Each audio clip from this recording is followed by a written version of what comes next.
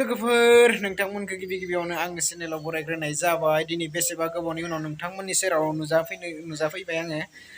दिनै नुजाफैनायानो जाहैबाय एसे ब्लग बानायनो सानबाय आं। दा तामिलनाडुआव दङ नालाय, तामिलनाडु चेन्नाइआव आर मुभि नायनो थांगोन आं। चेन्नाइआव दा आर मुभि नायगोन आङो। आर मुभि रिलिज जादों दाख्लैसो, नङा होमबा? बेखौ आं दा दिनै नायनो थांगोन।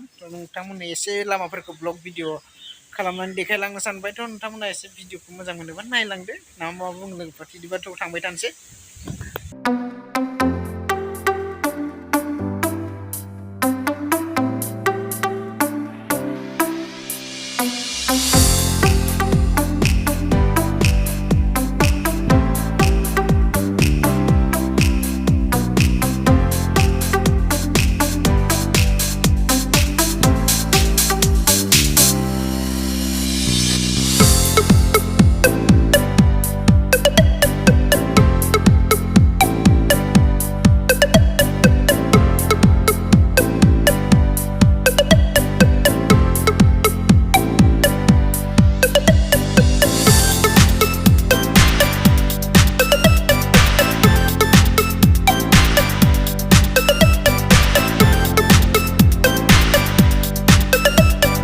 लोगोफोर दा आं सफैबाय, सिनेमा थियेटाराव सफैबाय।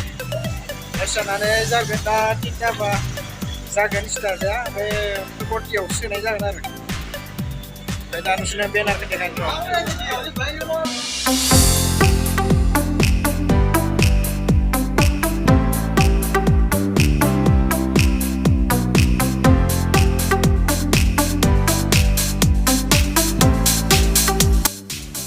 हाबना नायनोसै माबायदि जायो। आर मुभिखौ ट्राइ नायनोसै ना लोगोफोर। उनाव खोन्थागोन एसे। पस्टारखौ नुनो हादों आर मानसिफोरा।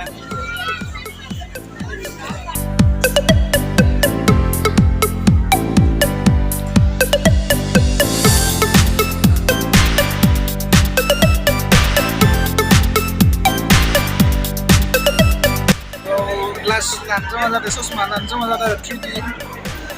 आं दा देखायगासिनो दं नोंसोरनो ससमाया। मा ससमा? मार भिर जादों ससमा लानायनि थाखाय। 3D ससमा मानसिफोरा भिर जादों। ससमाखौ 3D ससमा जेनथेन मोनबाय। तामिलाव नायनोसै दा माबायदि जायो 3D खालामनानै। नायनोसै 3Dआव बोरै नुयो ससमा। खाथियाव नुयोनो 3D लानानै नायबा। दा लाबाय, बेनि थाखाय 20 थाखा चार्ज खालामनांगोन एक्सट्रा। बिदिब्ला हाबनो मोनगोन ना मोनथाय नायनोसै, आवगायलांसै। हाबनो मोनबाथ' नुसिगोनानो आरो न'।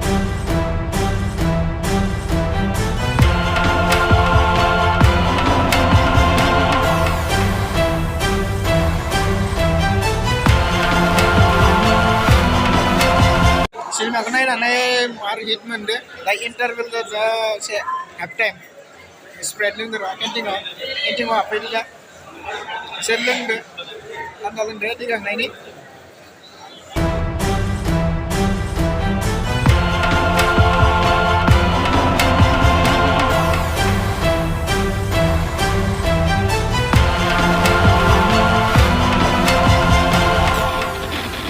जोब्बायलै, दाना मा थांसै। दिनैनि भिडिअआ एसेनोसै लोगोफोर।